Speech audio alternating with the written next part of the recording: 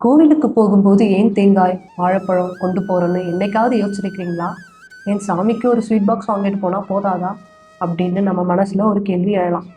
ஆனால் நம்ம கொண்டு போகிற அந்த தேங்காய்க்கும் உங்களுடைய அகங்காரத்திற்கும் பின்னாடி ஒரு பிரம்மாண்டமான ஆன்மீக தத்துவம் ஒளிஞ்சிருக்கு. அது என்னன்னு தெரிஞ்சுக்கணுமா? வாங்க வீடியோக்குள்ளே போகலாம். வணக்கம் நண்பர்களே, இது ஒளிபிறகுது சேனல். ஒவ்வொரு மனுஷனுக்கும் ஒரு நாளோட ஆரம்பிக்கிறது ரொம்ப முக்கியம். காலையில் கண் விழிக்கும் போது அந்த நாள் முழுசும் இறைவனோட அருளோடவும் ஆசீர்வாதத்தோடவும் தொடங்கணும்னு நம்ம எல்லாரும் விரும்புகிறோம். நிஜத்தை சொல்ல போனா அந்த எல்லையற்ற சந்தோஷத்தை நமக்கு கொடுக்கக்கூடியவர் இறைவன் ஒருத்தர் மட்டும்தான். ஒரு நாள் முழுசும் மன நிறைவோடு இருக்கணும்னா அவரை சரணடைறது தான் மிக சிறந்த வழி. இந்த உணர்வுகள் தான் ஒரு மனிதனை பக்குவப்படுத்துது. நம்ம வழக்கத்துல ஒண்ணு உண்டு.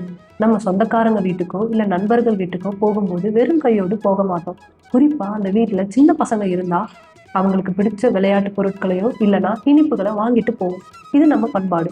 அதே போலதான் இந்த உலகத்தையே ஆளும் அந்த ஈசனை பார்க்க போகும்போது நம்ம வெறும் கையோடு போகக்கூடாதுன்னு பெரியவங்க சொல்லி கொடுத்துருக்காங்க. அதனாலதான் அச்சனை பொருட்களை ஒரு தட்டுல வச்சு அன்போடு எடுத்துட்டு போறோம். இது இறைவனுக்கும் நமக்கும் இடையிலான ஒரு அழகான அன்பு பரிமாற்றம். நம்ம சாமிக்கு சக்கரை பொங்கல், கேசரி என விதவிதமான இனிப்புகளை படைத்தாலும் சாஸ்திரங்கள்ல மகா நெய்வேத்தியம் அப்படின்னு சொல்லப்படுது சில இயற்கை பொருட்களை மட்டும்தான். மகா நெய்வேத்தியம் இதுல முக்கியமான 3 விஷயங்கள் இருக்கு. கதலிப்பழம் அதாவது வாழைப்பழம், நாளிகேரம் அதாவது தேங்காய், தாம்பூலம் அதாவது வெற்றிலை பாக்கு. ஏன் இதெல்லாம் படைக்கிறோம்? இவை எதையும் நம்ம செய்யல. இது எல்லாமே இயற்கையா இறைவனால் நமக்கு கொடுக்கப்பட்டவை. மற்ற உணவுகள்லாம் நம்ம கை வைப்போம். ஆனா தேங்காயும் வாழைப்பழமும் இயற்கையிலே தூய்மையானவை. இதுல ஒரு ஆழமான ரகசியம் இருக்கு. இப்போ முக்கியமான இடத்துக்கு வருவோம்.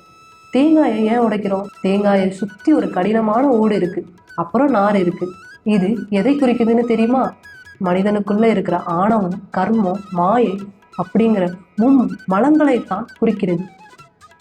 கோவில்ல தேங்காயை ஓங்கி உடைக்கும் போது இறைவா, எனக்குள்ள இருக்கிற அகங்காரத்தை இதோ உடைக்கிறேன், என்னோட கெட்ட குணங்களை எல்லாம் உன் பாதத்துல சமர்ப்பிக்கிறேன் அப்படிங்கிறதையே அது உணர்த்துது.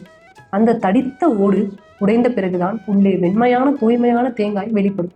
அதே போலதான் நம்ம அகங்காரம் உடைந்தா மட்டும்தான் நம்ம மனசுக்குள்ள இருக்கிற தூய்மையான பக்தி வெளியே வரும். தேங்காய்க்கு 3 கண்கள் இருக்கு.